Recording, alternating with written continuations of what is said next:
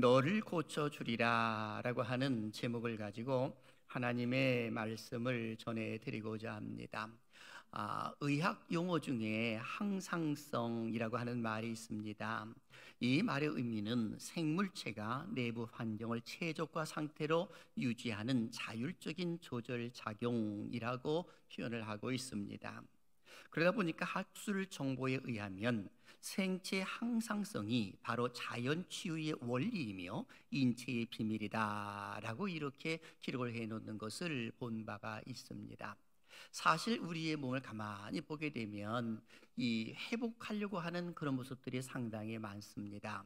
몸에 자그마한 상처가 났다고 하면 약을 바르지 않았는데도 불구하고 그 상처가 아무는 그런 모습들은 모두가 다 항상성의 원리다라고 볼 수가 있습니다. 그래서 모든 육체는 죽고자 하는 것이 아니라 살고자 하는 그런 욕망이 있는 것은 이 항상성의 원리라고도 말을 할 수가 있을 듯합니다.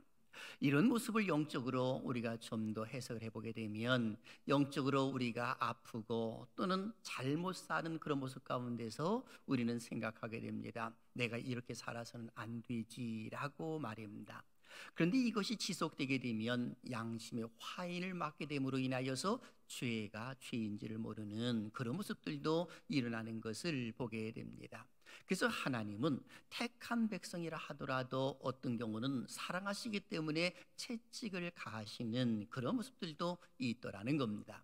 그렇다고 해서 영원히 버리시는 것은 아니고 채찍을 드시는 드시지만은 다시금 회복해 주실 것이라는 그 사실을 우리는 성경을 통해서 잘 알게 됩니다. 바로 오늘 본문 말씀도 이와 같은 이야기로 기록되어 있는 것을 보게 됩니다.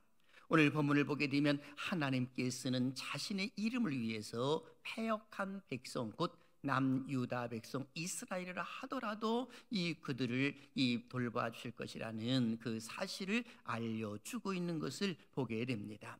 그래서 오늘 본문 17절은 이렇게 기록을 합니다. 읽어볼까요? 시작.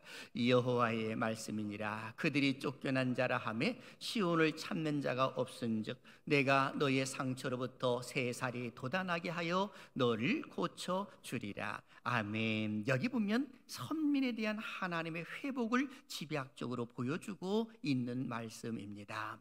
여기 말씀 속에 나타나 있는 것을 보게 되면 상처라고 이렇게 표현되어 있지 않습니까? 또는 쫓겨난 자라고 표현을 했을 때에 이방 사람들이 이스라엘 백성들을 향하여 조롱하고 있는 그 모습을 일컬어 말해주고 있는 겁니다. 그리고 상처로부터라고 했을 때에 이 상처는 바벨론으로 인하여서 어려움을 당한 이스라엘 백성들의 그 아픔을 이야기를 해주고 있는 것입니다. 그런데 놀랍게도 내가 너의 상처로부터 새 살이 돋아나게 하여 너를 고쳐주리라 라고 이렇게 기록이 되어 있습니다.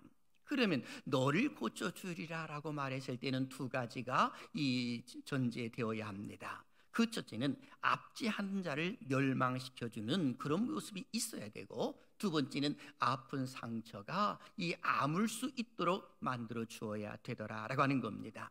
이 둘 중에 하나라도 빠진다고 하면 정상적인 모습이 될 수가 없는 것입니다. 이러한 모습은 구속사적인 관점에서 보게 되면 하나님의 백성들을 억누르는 죄와 사망의 세력을 괴멸시키시고, 그리고 그 백성들에게는 영원한 새 생명을 주어서 은혜와 평강을 누리며 살도록 만드시는 그 모습을 우리는 알 수가 있는 것입니다. 저는 이 말씀을 근거로 해서 세 가지 질문을 통해 말씀을 전해드리고자 합니다. 첫째, 이스라엘 백성들의 암울한 현실은 어떠했을까라고 하는 것이고, 둘째, 하나님의 치유의 은총은 어떻게 펼쳐졌을까? 그리고 셋째, 우리들의 아픈 부분을 치유받기 위한 우리의 남은 삶은 어떻게 사는 것이 옳을까라고 하는 것을 말씀을 전해드리고자 합니다. 사실 우리가 살고 있는 세상은 아픔과 고통이 있는 삶을 다 살아가고 있지요. 그 누군가가 사랑하는 사람들에게 이런 질문을 한번 했다고 생각해 보십시오. 세상에는 왜 아픔이 존재하는 것입니까? 라고 말입니다. 이런 질문을 받았을 때에 많은 분들은 아마 이렇게 기록했는지 모르겠습니다. 생명이 있기 때문에 고통 혹은 아픔이 존재하는 것입니다 라고 말입니다. 또 어떤 사람은 이렇게 기록했을는지도 모르지요. 내가 아픈 것은 살아있다라고 하는 증거 아니겠습니까? 라고 말입니다. 여러 가지를 이야기를 하고 나름대로의 기록을 할 수 있겠습니다마는, 그럼에도 불구하고 하나님을 믿는 믿음의 사람들은 하나님의 관점에서 모든 것들을 바라보고 그리고 해결하려고 노력하는 것이 옳다라고 하는 것입니다. 바로 예레미야 선지자가 그러했습니다. 예레미야의 활동의 모습을 보게 되면 유다에서 활동을 했는데 요시야 왕의 통치 중반부터 시작을 해서 여호와아스, 여호야김, 여호야긴 그리고 시드기야 왕의 기간 동안에 활동했던 선지자가 바로 예레미야 선지자입니다. 그러다 보니까 예레미야 선지자가 활동할 당시에는 하나님의 백성들이 하나님을 거역하는 겁니다. 다시 말하면 하나님과 맺은 언약이 있는데 그 언약을 파괴하기 시작을 하더라는 것입니다. 하나님을 믿고 의지할 하나님의 백성들이 하나님을 의지하지 아니하고 이방 나라들을 의지하고, 하나님을 바르게 섬겨야 할 하나님의 백성들이 하나님을 바로 섬기지 못하는 그런 모습 가운데서 예레미야는 이렇게 하다가는 바벨론에 의해서 우리가 멸망을 당할 것입니다 라고 하면서 외치기 시작을 했던 것입니다.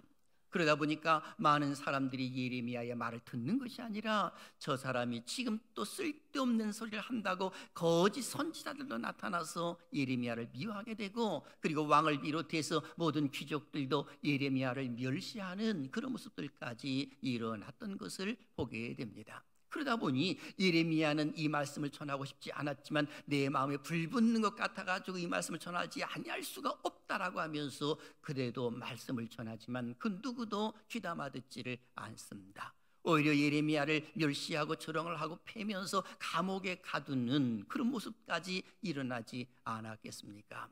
그는 감옥에서 나와서도 끊임없이 하나님 말씀을 전하면서 이렇게 살다가는 우리나라가 멸망합니다 라고 말하지만 듣지 아니하니 눈물을 흘리면서까지 복음을 전했던 자가 예레미야입니다. 그러다 보니까 예레미야 애가라고 하는 것까지 나오지 않았겠습니까? 오늘 우리의 모습들도 한번 생각해 보게 되면 끊임없이 어떤 문제가 펼쳐지고 있을 때, 힘겨움 속에 있을 때 하나님을 바라보는 것이 가장 중요한 것인데, 그렇지 아니할 때에는 과연 어떤 모습으로 하나님께서 돌아오게 만드실 것인가 라고 하는 것을 묵상해 보면 쉽게 답이 나올 것입니다. 예레미야는 유다의 멸망의 필연적인 모습을 내다보면서 그리고 이제 바벨론 포로 생활 70년이라고 하는 것을 선포를 하고, 그리고 또 희망의 메시지도 전하는 것을 보게 됩니다. 그 희망의 메시지는 다시금 그들을 회복시켜 주시는 모습 가운데에서 오늘 성경 속에 나와 있는 것처럼 내가 너의 상처로부터 새 살이 돋아나게 하여 너를 고쳐주리라 라고 하는 그 말씀입니다. 저는 이 말씀을 듣고 있는 사랑하신 여러분들 모두가 다 하나님의 은혜로 고침받는 은혜가 있기를 주님의 이름으로 축원합니다. 그러면 왜 이스라엘 백성들이 암울한 현실일까요? 그 이유를 오늘 성경은 기록을 해놓고 있습니다. 그 첫째는 치료의 방법이 없기 때문에 그런 것입니다. 오늘 본문 12절을 한번 보십시오. 여호와께서 이와 같이 말씀하시니라 내 상처는 고칠 수 없고 내 부상은 중하도다 라고 기록하고 있습니다. 아픔과 상처는 회복 불가능한 상태라는 것이죠. 고칠 수도 없다라고 말씀하고 있습니다. 심지어는 내 상처와 내 부상이라고 표현하면서 이 표현은 예루살렘의 파멸로 인하여 발생한 조국의 멸망과 이방 땅에서의 포로 생활을 지칭하고 있는 겁니다. 그러니 그 아픔이야 얼마나 클 것인가 라고 하는 것을 알려주고 있는 겁니다. 심지어는 13절을 보십시오. 내 송사를 처리할 재판관이 없고 내 상처에는 약도 없고 처방도 없다라고 이렇게 기록을 해놓고 있습니다. 이 말씀은 선민들의 죄로 인한 창상에서는 구원할 수 있는 자가 아무도 없다라는 그 사실을 알려주고 있는 겁니다. 그들을 대신하여 재판해 줄 수 있는 사람도 없고 상처에도 약도 없고 처방도 없도다 하면서 하나님께서 그들을 향하여서 암울한 현실을 이야기를 해주고 있는 겁니다. 이런 이야기를 들었을 때에 그 백성들이 얼마나 이 가슴이 아팠을까. 아마 깨어있는 사람이라면 가슴이 아팠었겠지요. 그런데 깨어있지 못하니까 아플 이유가 전혀 없는 것입니다. 그러다 보니까 이들은 하나님을 의지하기보다는 시드기의 왕 때에 보게 되면은 비밀리에 유다의 관료들은 이 애굽과 동맹을 체결하는 그런 모습들까지 일어났습니다. 하나님이 기뻐하시지 않는 것이지요. 하나님의 백성들이 하나님을 의지해야 되는데 하나님을 의지하지 아니하고 이 당시에 강대국이라 할 수 있는 이 바벨론을 능가할 수 있는 애굽을 의지하게 되면 우리나라가 안전할 것이다, 저들이 우리를 구원해 줄지도 모른다 라고 하면서 거기를 의지하는 그런 모습들이 일어났던 것입니다. 그러다 보니까 소망이 없다는 겁니다. 내 상처는 약도 없고 처방도 없도다 라고 이렇게 기록을 해놓고 있습니다.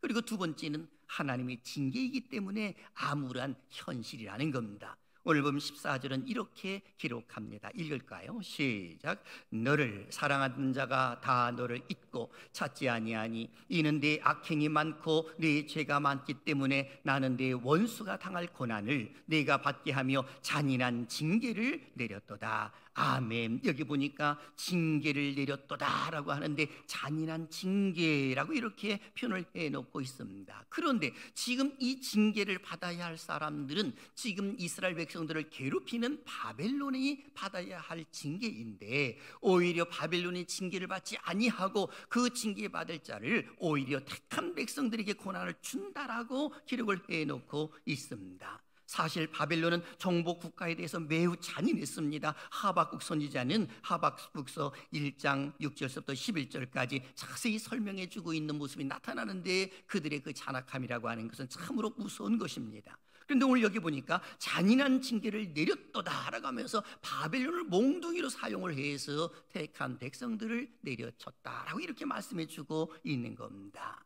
여기 징계를 내렸도다라고 했을 때는 미래적 완료형으로 되어 있습니다. 다시 말하게 되면 지금 현 시점에서 예레미야는 미래를 바라보고 있는 것입니다. 이 미래에 장차 이와 같은 일들이 어려움을 당할 것이라는 그 사실을 알려주는, 그러니까 반드시 하나님의 징계가 임할 것이다 라고 하는 것을 예언해 주고 있는 겁니다.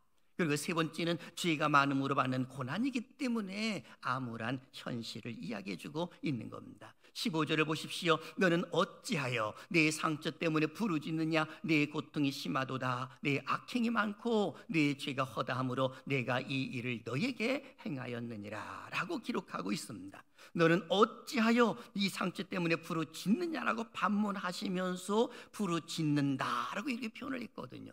실제로 바벨론이라고 하는 나라가 이스라엘 백성들을 괴롭혔을 때에 그들이 한번 이렇게 탁 쳐들어오고 그리고 마음이 아프고 고통스럽고 깜짝 놀란 이 남유다 왕은 실제로 이 예레미야에게 기도해 줄 것을 요청을 합니다. 예레미야 21장 1절과 2절을 보게 되면 밧솔과 스바냐를 예레미야에게 보내어서 유다의 구원을 위하여 하나님께 기도해 주십시오 라고 이렇게 요청을 하는 그런 모습이 있었습니다. 바로 이것을 염두에 두면서 너는 어찌하여 내 상처 때문에 부르짖느냐 라고 이렇게 반문을 하시는 그런 모습들이 일어났던 것입니다.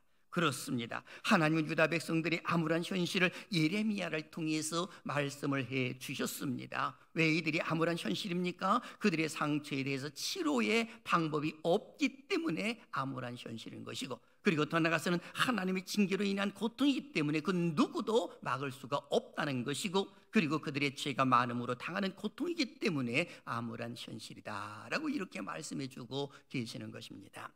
그렇다면 여기서 우리가 한 가지 궁금한 것이 있습니다. 왜 하나님은 유다의 이런 암울한 현실을 예레미야를 통해서 말씀을 하실까요? 그 이유가 대체 무엇일까라고 하는 겁니다. 바로 그것은 하나님이 요구하시는 것이 있기 때문에 그런 것입니다. 이와 같은 암울한 현실을 보여주시는 것은 내가 진정 너희들을 통하여 원하고 있는 것이 있는데 아직도 깨닫지 못하느냐라고 하는 것을 알려주시기 위한 하나님의 사랑이라고도 말을 할 수가 있는 것입니다. 하나님이 진정 요구하시는 것이 뭘까요? 우리가 잘 알고 있는 것처럼 상한 마음입니다. 그래서 시편 34편 18절은 이렇게 기록을 하죠. 읽습니다. 시작. 여호와는 마음이 상한 자를 가까이 하시고 중심으로 통회하는 자를 구원하시는도다. 아멘. 하나님이 진정 원하시는 것은 마음이 상한 마음을 가지고 하나님 앞에 통회하는 마음을 가지고 회개하고 돌이키기를 원하고 계시는 것인데, 이스라엘 백성들은 그렇게 하지 않습니다. 왕을 비롯하여서 모든 귀인들과 백성들도 그렇게 하지를 않습니다. 오히려 이 자기들의 함께하고 있는 자들을 향하여서 이 예레미야에게 가서 기도 한번 요청해 봐라 하면서 이 그런 부탁이나 하는 모습들이 나타났더라라고 하는 것입니다. 하나님이 진정 요구하시는 것은 그 백성들이 하나님 앞에 엎드리기를 원하고 계시는 것 아니겠습니까? 그런데 그 백성들은 그렇게 하지를 않았던 것이지요. 기억나십니까? 솔로몬이 하나님께 성전을 지어드리는 그런 모습 가운데 역대하 7장 14절에 하나님의 약속을 말입니다. 우리에게 주시는 말씀입니다. 역대하 7장 14절을 읽습니다. 시작. 내 이름으로 일컫는 내 백성이 그들의 악한 길에서 떠나 스스로 낮추고 기도하여 내 얼굴을 찾으면 내가 하늘에서 듣고 그들의 죄를 사하고 그들의 땅을 고칠지라. 아멘. 바로 내 이름으로 일컫는 내 백성이 그들의 악한 길에서 떠나고 스스로 낮추고 그리고 하나님의 얼굴을 구할 때 우리 하나님 면치 아니하시고 하늘에서 그걸 다 들으시고 응답해 주실 것임을 약속해 주셨던 것입니다. 그런데 이스라엘 백성들은 이런 모습이 하나도 없습니다. 심지어 하나님께서는 예루살렘 성을 다니면서 의인 한 명이라도 찾아봐라, 그럼 내가 이 성을 멸하지 아니하겠다라고도 말씀하실 정도로 하나님께서는 의로운 자 한 명을 찾지 못하시는 그런 안타까움 속에 결국 이 남유다는 멸망당할 수밖에 없는 그런 모습들이 일어났더라라고 하는 것입니다. 그래서 바벨론에 의해서 세 차례에 걸쳐서 침략을 받지요. 1차는 주전 605년입니다. 다니엘을 비롯해서 귀족들이 끌려가지요. 그리고 2차는 주전 596년입니다. 에스겔을 비롯해서 귀인들이 또 많이 잡혀갑니다. 그러다가 세 차례는 주전 586년에 완전히 멸망당하는 그런 모습들이 일어났던 것 아니겠습니까? 그런 거로 오늘 우리가 생각해 볼 것이 하나가 있습니다. 하나님께서 혹시 내 삶 속에 내 주변 환경이 암울한 현실이 내게 보여졌다고 한다면 우리가 가져야 할 자세 중에 하나는 하나님 앞에 엎드릴 때에 상한 마음을 갖고 다가가는 것이 옳다는 겁니다. 하나님을 찾으면 만나 주실 줄로 믿습니다. 하나님을 찾으면 용서해 주실 줄로 믿습니다. 회복시켜 주실 줄로 믿습니다. 그러면 하나님은 치유의 은총을 어떻게 이루어 주셨을까요? 오늘 여기 보니까 오늘 본문 뒷부분에 잘 기록되어 있는데 그 첫째는 회복을 주신다라고 약속하셨습니다. 18절입니다. 예레미야 30장 18절 같이 읽습니다. 시작. 여호와께서 말씀하시니라. 보라, 내가 야곱 장막의 포로들을 돌아오게 할 것이고 그 거처들의 사랑을 베풀 것이라. 성읍은 그 폐허가 된 언덕 위에 건축될 것이요 그 보루는 규정에 따라 사람이 살게 되리라. 아멘. 여기 보면 하나님께서는 사랑의 하나님이시기 때문에 선민들을 회복시켜 주실 것임을 말씀해 주십니다. 이방 포로지에 흩어져 있는 이들은 고향으로 돌아오게 할 것이고 저들은 포로 생활을 하고 있으나 자기 자리에서 벗어났으나 이제는 그 자리를 찾게 될 것이라고 말씀하고 계시는 것입니다. 그러면서 17절 하반절도 보게 되면 나 여호와께서 말씀하시니라 고쳐주리라 하면서 고쳐주실 것을 약속하시는 그런 모습들도 일어나는 겁니다. 그렇습니다. 창조주 하나님 손에 들어가게 되면 치료가 된다는 것이거든요. 안 될 것이 없다는 것입니다. 아무리 바벨론이 강대국이라 하더라도 하나님께서 얼마든지 그 백성을 끄집어낼 수 있다는 그 사실을 알려주고 있습니다. 회복시켜 주신다는 모습을 알려주는 것이죠. 그리고 두 번째는 감사와 즐거움의 소리가 나도록 만들어 주시겠다라고 기록하고 있습니다. 예레미야 30장 19절을 보십시오. 또 읽어봅니다. 시작. 그들에게서 감사하는 소리가 나오고 즐거워하는 자들의 소리가 나오리라. 내가 그들을 번성하게 하리니 그들의 수가 줄어들지 아니하겠고 내가 그들을 존귀하게 하리니 그들은 비천하여지지 아니하리라. 아멘. 유다 백성들이 바벨론 포로 생활을 마치고 고국으로 귀환하게 되므로 어떤 소리가 나오느냐? 감사와 즐거움의 소리가 끊어지지 아니하도록 하나님 만들어 주겠다 라고 말씀하고 있습니다. 그러니 조롱당했던 그 백성들이 이제는 포로 생활을 다 있다가 70년 만에 해방되었을 때 그 기쁨이라고 하는 것은 이루 말할 수가 없는 것이죠. 그래서 시인은 시편 126편 1절에서 이렇게 노래를 했습니다. 여호와께서 시온의 포로를 돌려보내실 때에 우리는 꿈꾸는 것 같았도다 라고 기록하고 있습니다. 얼마나 기뻤는지 꿈꾸는 것 같았다라고 성경은 기록을 해놓고 있는 것입니다. 때가 되면 주전 538년 바벨론을 무너뜨린 고레스 왕의 선포로 이스라엘은 70년 만에 고국으로 돌아오는 하나님의 놀라운 역사가 일어난 것 아니겠습니까? 돌아올 때에 그들의 입가에는 웃음이 가득했다라고 성경은 기록을 해놓고 있습니다. 마치 내가 암에 걸렸다가 그 치유받았을 때 그 기쁨이라고 하는 것은 이루 말할 수 없이 큰 것 아니겠습니까? 그렇습니다. 하나님은 암울한 현실 속에 있는 택한 백성들을 외면하지 아니하시고 그들의 자리를 회복시켜 주심과 동시에 그들을 향하여 감사와 즐거움의 소리가 끊어지지 않도록 만들어 주시겠다라고 약속의 말씀을 주셨던 것입니다. 저는 이 한 시간 우리 하나님께서 사랑하신 여러분들의 모든 문제 회복되는 은혜가 있기를 주님의 이름으로 축원합니다. 감사와 즐거움의 소리가 끊어지지 않기를 주님의 이름으로 축원합니다. 이것은 다 감사한 일이에요. 우리 교회에서도 행사가 여러 가지 있지 않았겠습니까? 어저께는 이 교사 세미나가 있었고요, 또 이 목요일 날은 오이코스 전도 세미나가 있었습니다. 그런데 저는 이 행사들을 앞두고 그리고 여러 가지 교회에 여러 가지 일들이 많이 있다 보니까 신경을 쓰고 이것저것 생각을 하다 보니 몸이 많이 아팠습니다. 솔직히 말하면 뭐니 마음이 아프고 그리고 이제는 어느 때는 일어서지 못할 정도로 그 정도로 아프더라고요. 신기했습니다. 왜 이렇게 아프냐 가만히 생각을 해보니 영적 전쟁이 아닐까라는 생각을 해봤습니다. 이건 영적 전쟁이구나 라고 해서 생각을 하고 혼자서 또 기도를 하면서 반드시 이겨야지 라고 하면서 그리고 이제 행사를 잘 준비하고 또 이제 교인들이 아프고 또 돌아가시고 그러다 보니까 여러 신경 쓰는 것이 좀 많이 있었습니다. 그리고 이제 행사를 다 끝나고 난 이후에 그리고 이제 금요 기도 끝나고 집에서 잠을 잤습니다. 그런데 토요일 날 일어나는데 아주 상쾌한 거예요. 얼마나 기분이 상쾌하고 좋은지 집사람한테 야 이렇게 기분이 상쾌한 건 참 처음이다, 얼마나 좋은지 몰라 그랬더니 집사람 하는 말이 어저께 뭐 잡수고 주무셨어요 그러더라고요. 그래서 빙그레 웃고 말았는데 그래서 잠자고 이렇게 평온한 쉼을 쉬면서 느끼는 것 중에 이렇게 있다가 천국에 가면 얼마나 좋을까, 아마 모르긴 해도 천국이 이와 같은 모습이 아닐까라는 그런 생각을 해보았습니다. 아마 모르긴 해도 이 강사님이 오셔가지고 저하고 이야기를 여러 가지 많이 말씀을 나누면서 그분이 이런 이야기를 하시더라고요. 이 상계제일교회 대체 어떤 교회인가 자기는 굉장히 궁금했다는 것입니다. 왜 궁금했냐고 그랬더니 이 행사를 하기는 하는데 여러 교회에서 이 자기 본부로 계속 전화가 오더라는 겁니다. 이 얼마냐, 그리고 자기들도 참석하겠다, 이것저것에서 막 연락이 오는데 그 강사님의 말씀이에요. 자기가 여러 군데 행사를 했지만 20-30년간 이 행사를 했는데 이렇게 전화가 많이 온 곳은 처음이었다는 겁니다. 그래서 상계제일교회가 대체 그 지역사회에서 어떤 인정을 받고 있길래 이렇게 많은 목사님들이 전화를 하실까, 그래서 궁금했다라고 하는 그런 이야기였습니다. 하나님께서 우리 상계제일교회 기뻐하시는 줄로 믿습니다. 그래서 많은 분들이 오셔가지고 이 2층에 꽉 찼어요. 얼마나 기분이 좋은지 모릅니다. 많은 분들이 오셔가지고 또 목사님들도 오시고 그리고 주변에 있는 교회들이 실제로 그 교회에서 행사를 하게 되면 주변에 있는 교회들이 안 보낸답니다. 그런데 상계제일교회는 인정받기에 그 목사님들이 자기 교인들을 데리고 와서 그 집회에 참석하는 그 모습을 보면서 자기도 깜짝 놀랐다라고 하는 것을 이야기합니다. 그러면서 계속해서 우리 교제하십시다라고 이렇게 표현을 하시더라고요.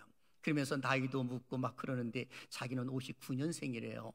그러면서 저는 60년생입니다 그랬더니 그럼 자기가 한 살이 더 많대. 그러더니 나는 이 호적으로는 60년생입니다 또 그러시더라고요.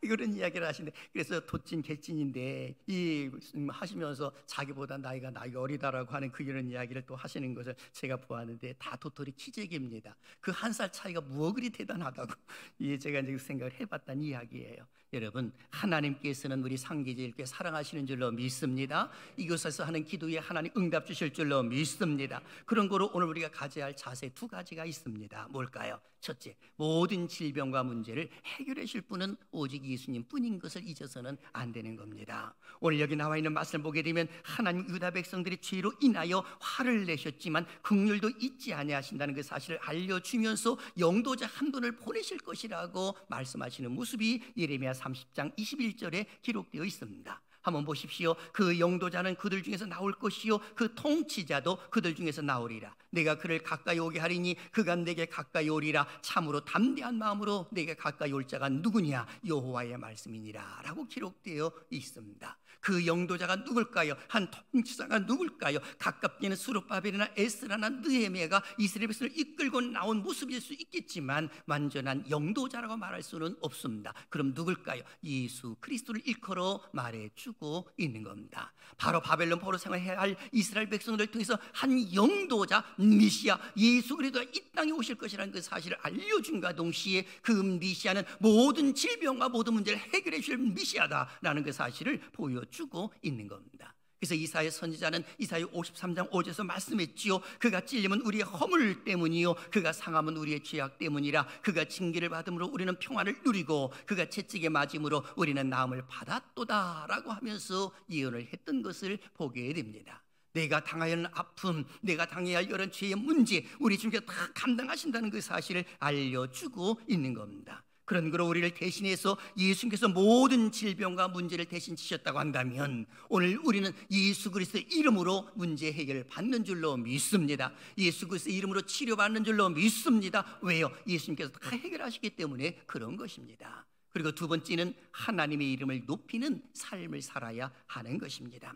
오늘 본문 17절 하반절을 보니까 그들이 쫓겨난 자라 하며 시온을 찾는 자가 없은즉 하면서 조롱받고 있는 이스라엘 백성들 위면치 아니하시겠다는 것입니다. 그런 거로 16절에 나와 있는 18절에 나와 있는 말씀이나 16절에 나와 있는 말씀이나 이 말씀을 보게 되면 하나님께서는 그들에게서 모든 것을 찾으시겠다라고 말씀합니다. 그들을 먹는 자 오히려 그들이 먹힘을 당할 것이라고 하는 것이고 이스라엘 백성들 괴롭히는 자 그들이 오히려 어려움을 당할 것이라고 16절에 강조하는 그런 모습들이 일어난 것을 보게 됩니다. 한마디로 말하게 되면 택한 백성들을 하나님께서 잘못함으로 인하여 바벨론이라고 하는 나라를 통해 징계를 주시지만 그러나 징계가 끝나게 되면 그 백성들을 어렵게 만들고 바벨론도 멸망시킬 것이다 라는 그 사실을 알려주고 있는 겁니다. 그렇습니다. 하나님은 우리들의 구원을 위하여 독생자이신 예수 그리스도를 이 땅에 보내주셨습니다. 예수 그리스도는 우리의 중보자이시며 우리 문제를 해결자이신 줄로 믿습니다. 이를 알고 있다면 우리는 그냥 살아서는 안 되는 것이죠.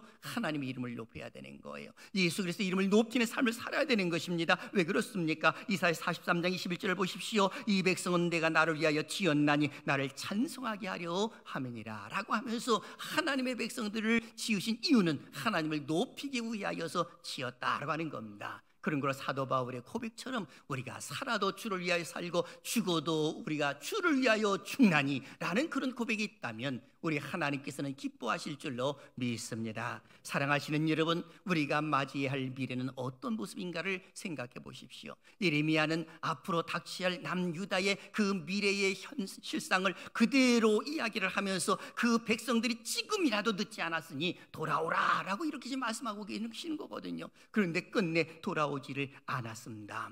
우리의 미래는 어떤 모습일까요? 지금 현 시점에서 하나님을 잘 섬기고 있다면 미래는 좋은 모습으로 펼쳐질 것입니다. 그러나 그렇지 아니하고 아직도 내 삶이 아무런 현실임에도 불구하고 하나님 앞에 엎드리지 않는다고 한다면 그것은 바벨론에 의해서 이스라엘 백성들이 어려움을 당했던 것처럼 그 몽둥이를 아마 모르긴 해도 채찍을 가실는지도 모를 일인 것이죠. 그러니 우리는 이 시간 하나님 앞에 엎드릴 필요성이 있는 것입니다. 오늘 주님은 우리에게 말씀하시는지 모르겠습니다. 교회가 보이느냐, 성도들이 보이느냐, 죽어가는 영혼들이 보이느냐라고 우리를 향하여서 질문하고 계실 수도 있습니다. 그럴 때 그것이 보이는 사람들은 영적으로 깨어있는 사람이지만 보이지 아니하게 되면 기도하셔야 할 것입니다. 예컨대 마가복음 23장 이하를 보게 되면 벳세다 맹인을 안수하시고 주님 말씀하십니다. 무엇이 보이느냐? 그랬더니 나무들 같은 것들이 움직이는 것이 보이나이다. 다시금 안수하셨을 때에 무엇이 보이느냐 했을 때에 이제는 모든 것들이 밝게 보이는 그런 모습들이 있지 않았겠습니까? 바로 하나님은 그걸 원하고 계시는 것입니다.